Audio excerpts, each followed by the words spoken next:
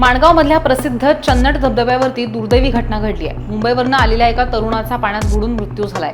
वर्ष 23 असलेल्या ह्या तरुणाचं नाव ऋषभ जोगेश्वरीचा राहणारा मूळचा हैदराबादचा असल्याची माहिती याबद्दल समोर आली आहे। त्याच्यासोबत आलेल्या आणखी 3 मित्र पाण्यात न उतरल्यामुळे त्यांचा मात्र जीव वाचलाय। अलीकडेच ह्या धबधब्याचे व्हिडिओ सुद्धा आणि रील सुद्धा इंस्टाग्रामवरती मोठ्या प्रमाणात व्हायरल झालेले होते। त्यामुळे त्या ठिकाणी पर्यटकांची गर्दी सुद्धा वाढली आहे। अत्यंत धोकादायक आणि हवामानाच्या प्रतिकूल परिस्थितीमध्ये SVRSS रायगड रेस्क्यू टीमनं शोध मोहीम राबवली आणि अथक परिश्रमानं मृतदेह बाहेर काढून प्रशासनाच्या स्वाधीन केलाय।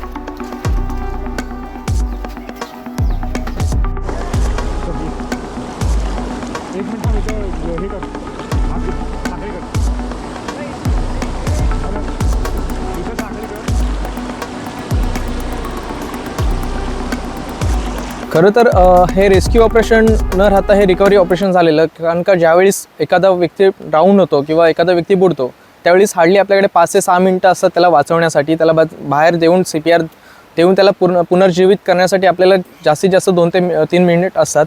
पण जर आपण ही केस पाहिली तर त्या ठिकाणी पूर्ण एक रात्र त्यामध्ये जो बुडालेला इसम होता तो त्या ठिकाणी पूर्ण रात्रभर त्या ठिकाणी अडकला होता। तर ह्यामध्ये चान्सेस होते की तो मयत झाला असेल आणि आपलं जी काही चान्सेस होते ते पूर्णपणे खरे ठरलेले आहेत। मेन जो टास्क होता तो त्याला त्या ठिकाणून बाहेर काढणं, म्हणजे ज्या ठिकाणी हा इन्सिडेंट घडलेला आहे तेथून त्या गावापर्यंत आणणं हा सर्वात मोठा टास्क होता।